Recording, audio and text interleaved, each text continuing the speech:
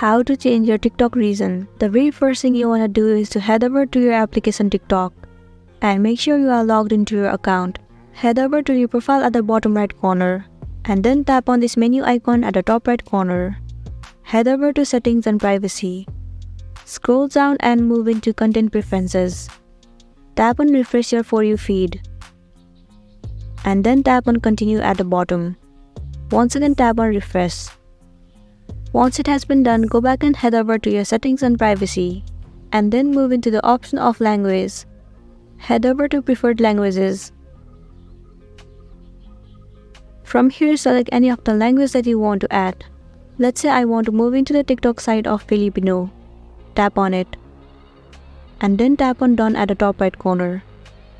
Changing the language will automatically change the region of your TikTok and you'll be good to go. So that's it, and this is simply how you can change the region on TikTok. I really hope this video is going to be helpful for you. Thank you for watching it in the end.